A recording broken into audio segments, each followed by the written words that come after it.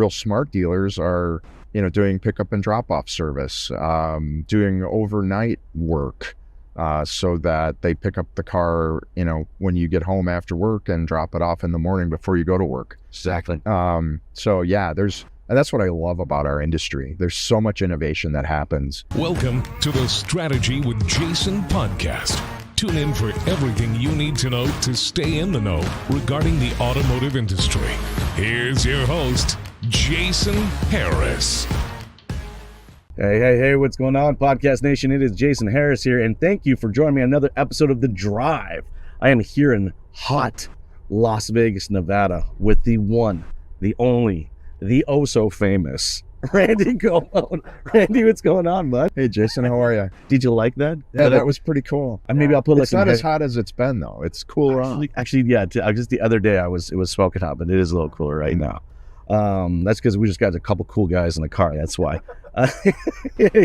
Randy, thank you so much for taking the time to come jam with me. Thanks for having me there. I've been looking forward to this because anytime I get to talk about fixed ops and used cars and reconditioning, I get excited about it. So these are definitely topics that I love to jam about. But hey, I like kicking off these stories, Randy, with a little origin story, right? Because I got to be honest with you, I'm just fundamentally fascinated because I always find it very cool to find out how people kind of stumbled their way into the automotive industry. So let's start there, Randy. How did you get started in this crazy world we call the automotive industry?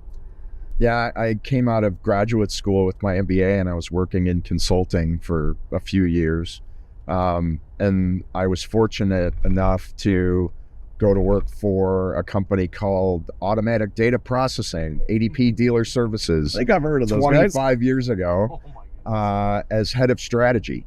And so that was my first foray into automotive technology in the automotive industry. I spent 10 years with them in a variety of roles. As I said, strategy. I led a sales and operations team. I led a business unit for them in fixed ops, the service pricing guides business at the time. And then my last couple of years there, actually, I moved over to the payroll side of the business, and I really missed automotive. So I left, and I went to go to work for a couple smaller companies, startups, private equity backed. One didn't work out so well. The other one did work out so well. I was working out here in Las Vegas with Les Silver and Service Repair Solutions, which is now AutoPoint, part of Solera. And then after that business was sold, I went to work for Cox Automotive for 9 years, leading a variety of different business units, including vAuto, DealerTrack DMS, Kelley Blue Book Instant Cash Offer. So it's been a great 25 years, and I love it. It's like the biggest small industry in the world. Everybody knows everybody. Seriously, it's an episode of Cheers every single time we go to an event like this. It's just like, man, you've worked for some juggernauts, though. I've had the chance to work for the two biggest companies in automotive, which is really fortunate. Yeah, which is cool. I mean, I can imagine you've kind of seen the good, the bad, and the ugly, and I'm not just talking about the movie, but well, let's get into some of our topics today, because I think it's so timely, kind of what's just going on, in the economy and the market. It's interesting, man. I don't know about you, but like, I can be talking to one person on the East Coast and then talk to someone on another person on the West Coast, and I can get wildly different kind of, just updates as far as what they're seeing in the market and how things are changing and how they're approaching it. So let's start off with the used car side, because for me, it feels like it's just kind of a little bit of everywhere right now. What are you seeing in the market right now? Yeah, I think we're back to normal, as much as, automotive can be normal. I mean, we actually have to sell cars, right? Yeah, we have to actually execute again, right? You can't just throw a car up online and get whatever you want from an asking price perspective. It was a fascinating time to live through during COVID, where, our industry under-manufactured 8 to 9 million new cars during that time.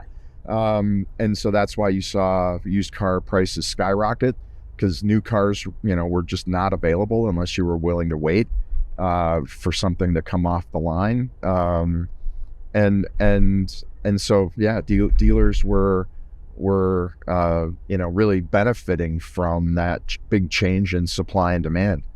Now, what's kind of still interesting is the after effects that's happening. So The ripple effect, right? yeah, so when you under manufacture 8 to 9 million cars, those cars will be coming off lease. They'd be 3 years old now.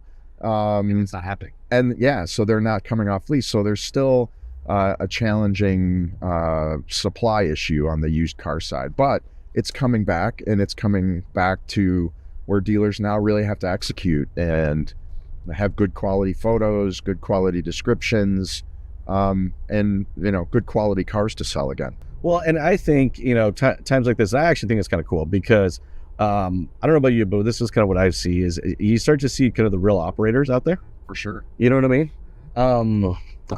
They're definitely, there's some operators that really kind of operate their business from behind their desk. And, I get the opportunity to really visit a lot of dealerships out there and got to work with some amazing used car operators out there. And, it's always, I identify patterns. I like to see patterns, right? And I can see patterns in some of the most, successful operators out there. And they're in it. Like they're in it, they are day to day in the processes that are required to move the inventory in a very timely manner. Absolutely. And, I think you guys have some great tech that I'd like to kind of deep dive into to support some really uber successful used car operators out there. Yeah. So let's do that. Let's talk a little bit about that because I like, you kind of have like the Swiss Army knife of a bunch of little things going on. So maybe for everybody out there watching Lisa right now that don't kind of know what are some of the, the offerings and the different solutions, can we kind of do a brief summary of some of that? Yeah, so at Repair OnDemand, we are a portfolio of 4 different businesses that we acquired and brought together. One is a handheld device that, quite frankly, we sell 12 to 15,000 a month on Amazon to do-it-yourselfers. It's an OBD2 device that you connect to the car, and it tells you why your engine light's on. Gives you some insight on, what might be the most common fix for that engine light being on. And then we also sell a commercial grade product that we sell directly to dealers, auctions. Most of the auctions are using it now to include the scan information on the condition report. And it's a super exciting opportunity that is kind of new for me. I've not been in that kind of diagnostic tool side of the business before. We have a few software businesses. 2 of them we sell to technicians that use our software to manage their business. So a sole proprietor paintless dent repair technician uses our software, Mobile Tech RX, to help run their business, do estimates, create invoices, take payment.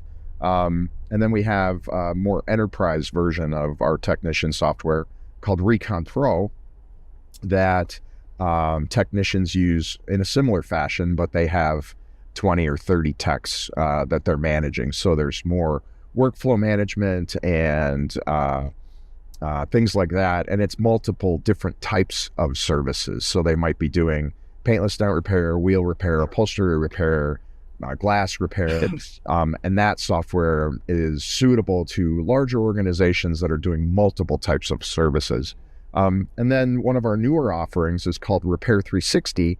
And it really is a reconditioning enterprise resource planning system. It's really cool process. Really strong for standalone reconditioning centers that where you really need to manage parts, you need to manage workflow.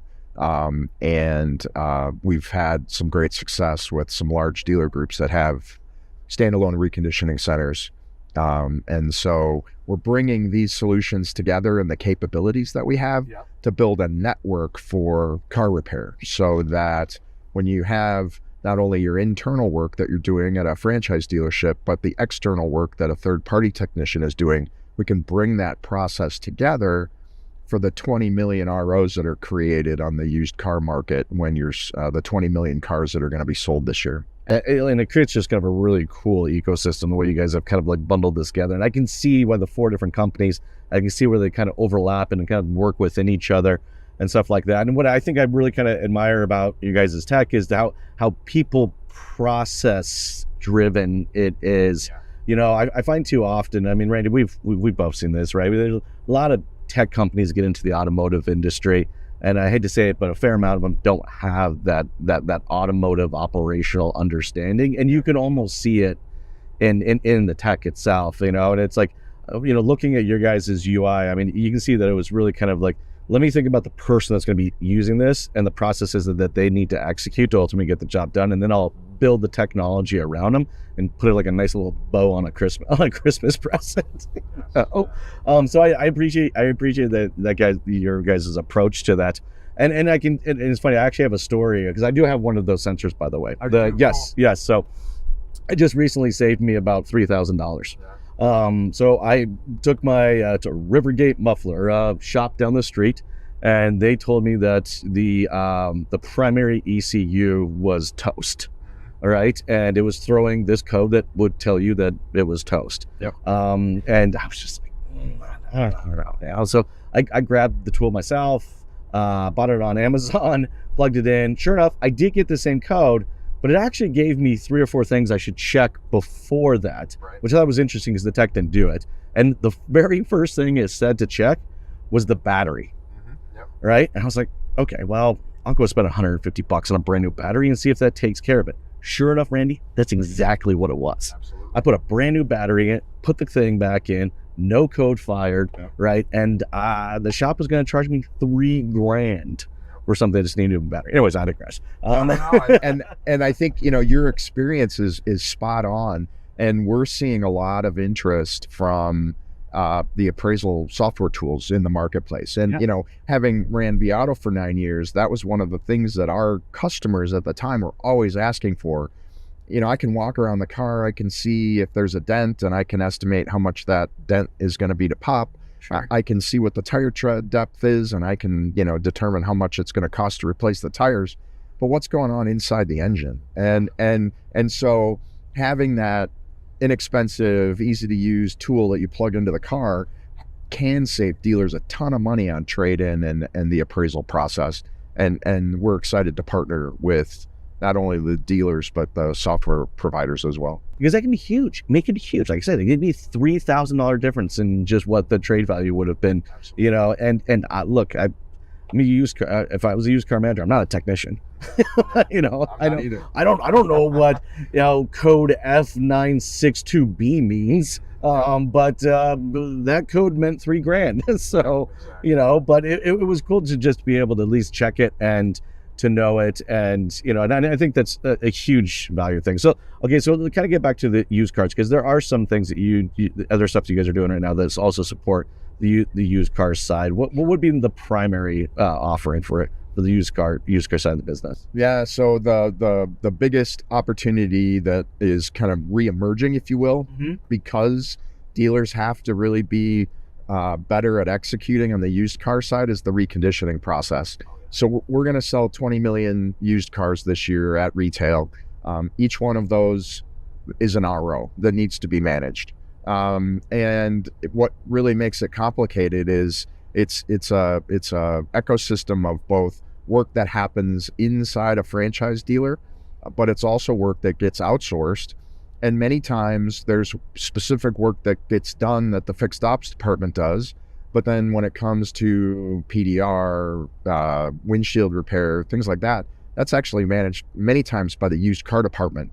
So there's lack of transparency, inefficient communication between the two departments, which can create a ton of inefficiency trying to get that car frontline ready in a few days rather than 5 or 8 or 10 days. Look, I mean, I don't think anybody out there watching, listening right now would disagree that, let's say there are definitely departments that act like silos, and and the form of communication could be like Morse code or flags back and forth, and that's kind of the extent of it. But I mean, look, and this is me putting my dealer principal hat on. There were definitely times that I had to take my used car department and my fixed ops department and just sit them down and say, look, this ain't working. All right. Like, lack of communication. Nobody knows where the car is. Customers coming in. You have it out for a windshield. I mean, whatever. I mean, anything I'm saying, I know if you're watching and listening, you've been there at least once, So I think this is cool. So, I mean, this is, it's all clear. It's in one place. and I know, where the vehicle is at any given moment. If service manager isn't there and I'm the used car manager and I can just pull it up, I don't need to do what I would normally do and call him and he ain't answering, and then I'm in the back, I'm walking around half the lot and haven't found the bloody thing, right? Like, so I think there's a lot of value kind of around the tool that you guys have built, both from an efficiency and organization and a time speeding. What would you say you've seen kind of be like the primary value of that, though? I mean, there's hours of admin cost that is saved just because we created a solution that in a lot of ways mimics the work that happens on the customer pay or the warranty side. So there is a real detailed inspection that can be created by fixed ops or by the used car manager. And the specific line items in that internal RO is part of, can be outsourced to your outsourced provider. So it all shows up as a single inspection with all the work that needs to be done. That's either going to be done by the fixed ops department or it's going to be done by the third party technician. And because normally that would be done in multiple ROs. It's going to be a piece of paper. It's going to be multiple or it's not even going to be tracked as an RO when it's the third party work. It would come in as an invoice. How often did my controller? So I was funny. I've worked almost every position inside of a dealership, right? And I was a controller.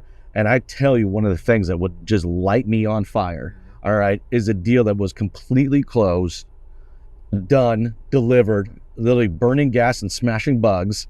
And here I got an invoice from the paint deck guy, and I got an invoice from the windshield guy. 2 weeks later, after the vehicle's already been done, and now I got to go back down. Salesperson's already been paid out on the commission for it. They've already done. But what am I supposed to do with this thing? Well, and you might get an invoice from your windshield guy that's got 12 cars. Oh yeah. Oh gosh, all the time. And we create real streamlined ways that you can see what that expense is per VIN, so you can track your true costs in the DMS better. And when speed is everything right now, that's insanely important. Right? Like, I mean, that is the worst thing. I'm thinking as a salesperson, because this has happened to me as a salesperson. The worst thing that you can do to a salesperson's morale is deliver a vehicle, pay them a commission, then come back and say, crap, I'm sorry. There was $995 that was not associated with that. We're going to deduct that from the gross, and now you actually owe us $275. Like, and we'll take it out of your next deal. Like, it's happened. I know. Okay, I want to get into just kind of what, because you've seen, like I said, the good, the bad, the ugly. You see a lot of out there. What are some of, you would say, the most proactive strategies or processes that you're seeing kind of in the used car department? Like, what do you see in the, that cream that rises to the top, those great operators? Like, what do you see out there? Yeah, I think one of the things that really became extremely important during COVID, and has, kind of lived to remain, if you will, similar to digital retailing, where consumers wanted to buy a car in a safe manner from their couch. Alternative sourcing opportunities for used cars has become increasingly important. Before the pandemic, you would see, 40% from trade-in, 60% from the auction. Now it's much more diverse. You're seeing off-the-street purchases, service drive acquisitions. There's a lot more opportunities to find good quality used cars that dealers are taking advantage of and building really strong processes around and maintaining them even now, when the pandemic is over.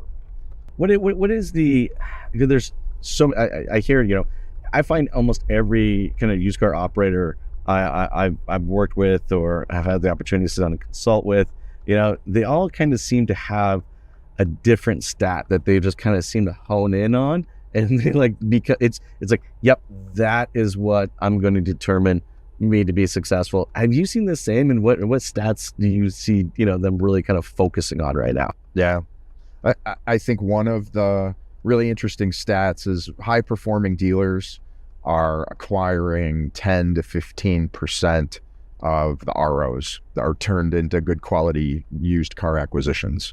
Oh, from the service department. From the service department. Oh, Yeah. okay. Yeah. And that's that. And that I'd like to kind of find that rabbit. Let's go down that rabbit hole actually, because to really kind of execute that, there are some series of processes that really have to be embedded. Kind of like paint the picture for the people out there watching, listening. What is kind of some of the best kind of version you've seen so far?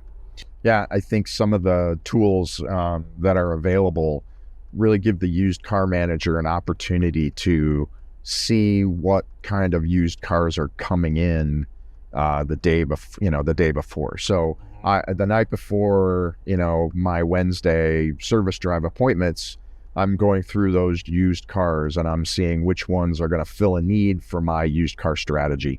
And I'm going to identify those. I'm going to actually run a quick appraisal on them before they show up so that I can have an intelligent conversation with the consumer when they show up on the service drive. So I think, there's proactive ways to get prepared for when that consumer shows up. Yeah, I get it. I mean, you're going shopping. You are, yeah, from your service drive. You're going shopping from your service drive, but you're looking out that kind of that week and a half out in advance. So it's really being, I think you're right. Like, and we know that we make more money, all right, and we usually spend less money in reconditioning when it's a vehicle that's currently kind of within our community of customers, for sure, right? So I mean, that is the best vehicle I can ever buy, is the one that we sold and the one that we reconditioned. And honestly, from a sales perspective, I find salespeople have the easiest time selling those. They're like, we sold it, we serviced it. It's a cream puff. And it's a cream. Oh my God. Well, that's another big metric, right? That really good quality used car operators really focus in on, and that's cost to market. Yeah. So cost to market for an auction vehicle is 90, 92, 94%. Yeah. So that means you're retailing that car, 6% margin, something like that, without reconditioning costs. A car acquired on the service drive, on trade, off Craigslist listing that you proactively reach out to, is 65, 75% cost to market. So significant margin opportunity when you look at alternative sources for dealers or for used cars. Since we are kind of like talking now about kind of the fixed ops side, and I look, I'm with you. I mean, I've seen some operators go as far as putting the sales desk inside their drive-throughs and like really, really committing, to the process, both in a proactive way, also in a real-time way by committing an individual, to that. On the fixed ops side, what are you seeing? Like, I think it's kind of funny right now because I kind of see ups, downs, and people telling me I can't take another customer for a month.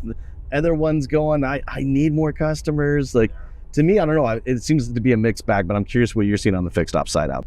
Yeah, I think there's definitely, as cars continue to age, and I think the average car now on the road is, 10, 11 years old. Which is crazy. That's gone up. Consumers are keeping their cars much longer with the affordability challenges that exist today. So fixed ops is an important part of the business. But I think the other stat that I've seen is only 20% of the available opportunities in any given geography are going to the franchise dealer.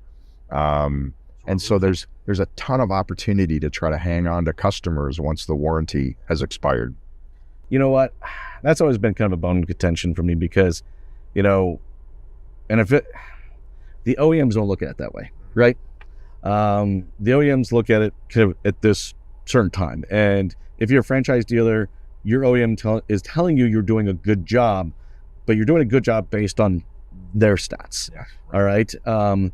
They're not telling you how many customers you're losing once that warranty is expired. I mean, frankly, they don't care. That's not how many people I've talked to that says, oh no, we don't have a retention problem. My OEM is telling me that I'm in top 10 in my region right now for this. And it's like, but have you looked and seen what is coming out when the warranty expires? And that bleed out, it can be huge. I've seen upwards of 40 to 60% just bleed out. I'm curious if you've seen the same. And I'd love to kind of get some ideas how you think we can, from a strategic perspective, stop the bleeding, I guess. Yeah, definitely. You see that bleed out once the warranty expires, and then it becomes a game of reducing friction and improving convenience. And it's not economical to put a franchise dealer service department on every corner like you might see at Jiffy Lube. So real smart dealers are doing pickup and drop off service, doing overnight work, so that they pick up the car when you get home after work and drop it off in the morning before you go to work. Exactly. So yeah, and that's what I love about our industry. There's so much innovation that happens, and it's because it's despite what you hear about some of the larger dealer groups and the publicly traded dealer groups, at the end of the day, our customer has like 2.5 rooftops, and they're a family-owned business that is the fabric of the community in any whatever part of the country where they operate. They sponsor the Little League baseball team, and they're true entrepreneurs, and they figure out ways to make their business successful. I'm with you. It definitely is. It is a battle of convenience. Like, I hate to say it, but if you looked in the top left corner of my windshield, it's going to say Jiffy Lube or Mr. Lube or whatever Express Oil was right down the street from me. And I got to be honest with you, it's not that I didn't try to contact my Nissan dealership. It was simply, I called them and they're like, I can get you in Tuesday of next week, and it's like, and I get it. And I know people out there watching and listening, well, what am I supposed to do? What am I supposed to do?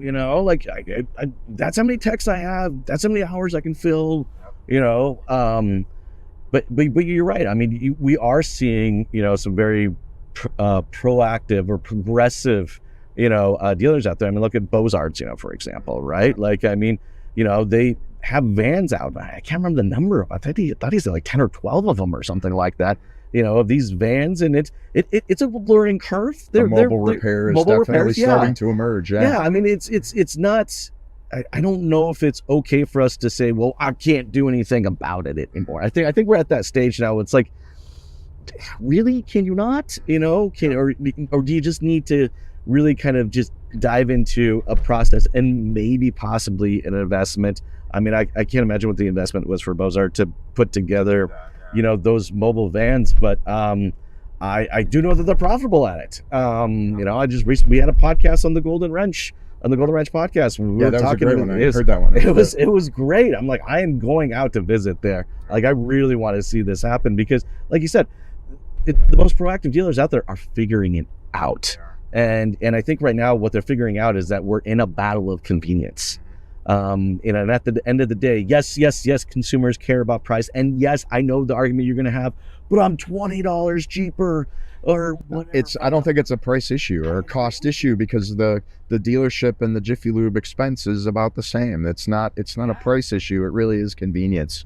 And back to reconditioning, I've seen some of our other customers that are really good operators.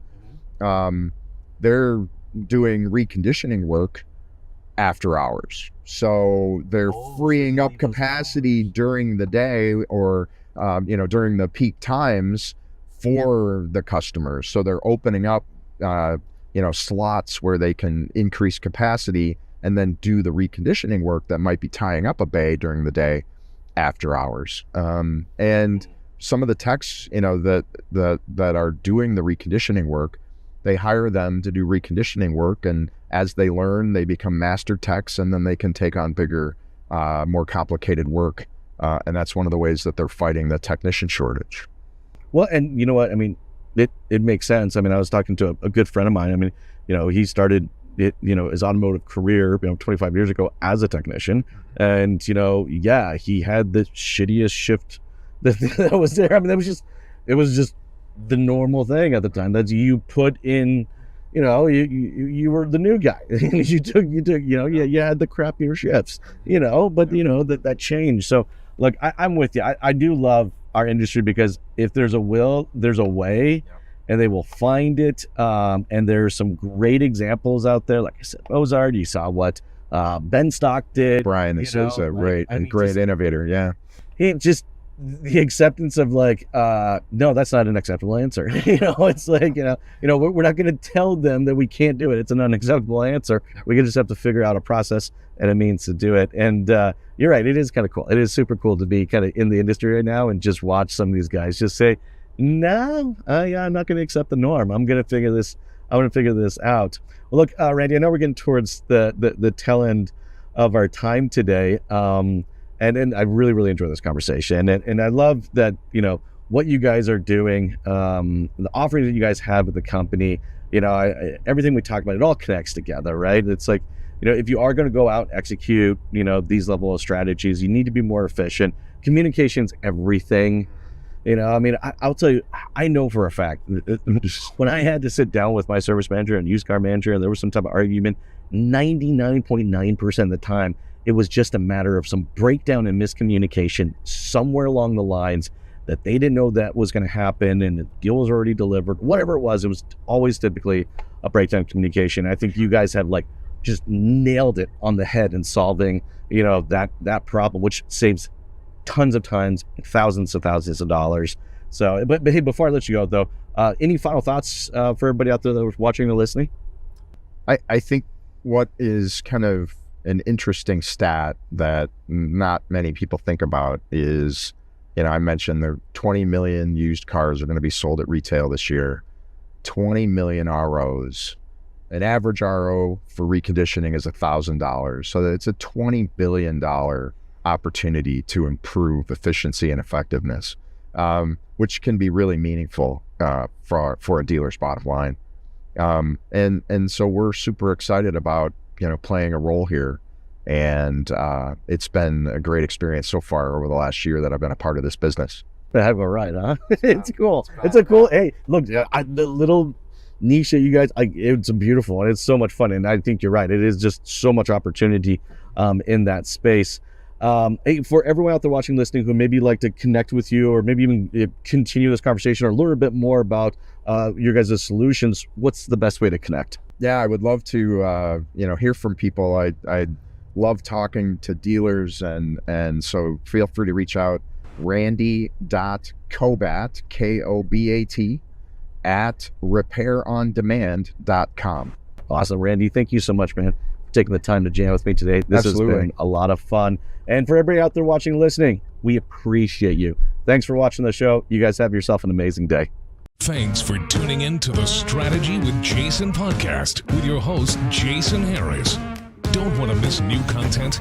Be sure to check out the full podcast library at strategywithjason.com to stay in the know. Remember to like, comment, and subscribe. Happy podcasting.